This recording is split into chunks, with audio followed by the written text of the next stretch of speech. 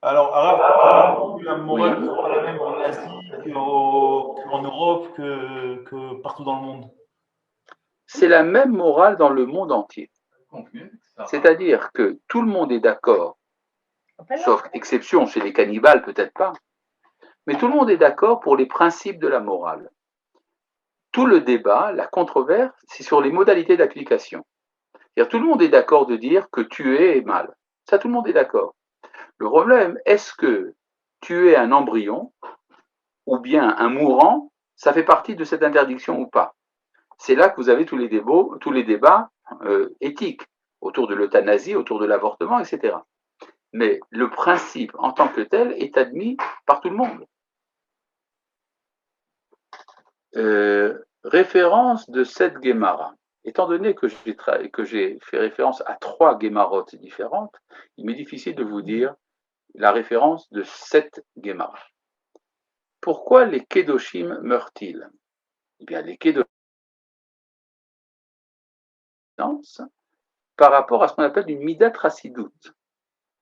Et donc, ils sont jugés pour des choses qui ne sont absolument pas, disons, culpabilisantes pour les autres personnes, mais pour eux, oui. Ah, Oui. oui, vous avez dit ça pour les tzadikim, qui ne sont pas des chassidim. Ah Peut-être les oui, chassidim qui ne bon, sont pas des kedoshim. Et pourquoi les oui. kedoshim alors Martin?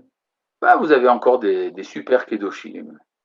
Il y a seulement 4 individus qui sont morts sans faute, d'après la Gemara, et ça, c'est à cause de Adam Arishon, c'est à cause de la faute du premier homme. Mais disons que ça, c'est vraiment l'exception de l'exception. C'est-à-dire qu'on considère que pour la Gemara, le fait qu'il y a la nature, que dans la nature on est porté à mourir, n'est pas une bonne raison de mourir. Voilà.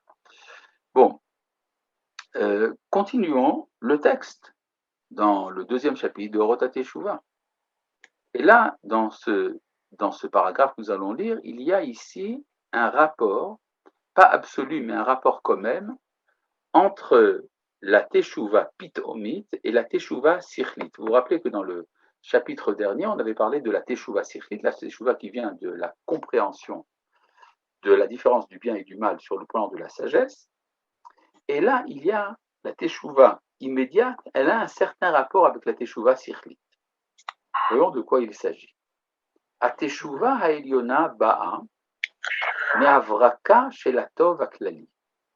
La teshuva supérieure a pour origine un éclair venant du bien général. C'est quoi le bien général, le bien collectif? Tov haklali.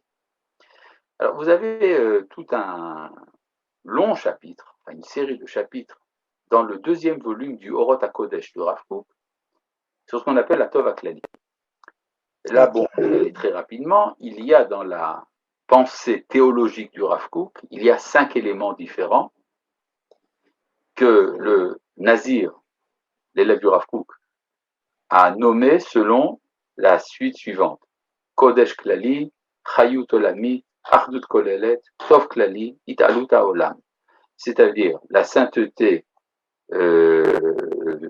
générale, la vitalité divine, l'unité générale, le bien général et l'ascension du monde. N'essayez pas de revenir là-dessus, ce n'est pas grave, c'est simplement pour vous dire que ça existe. Mais dans ce 2e volume, donc le 4e élément, le 4e fondement des 5 fondements de la pensée du Rav Kook, ce qu'on appelle le Hatov Haklali. C'est quoi le Hatov Haklali? Et vous avez le bien, disons, relatif. Par exemple, quelqu'un est malheureux et vous le consolez.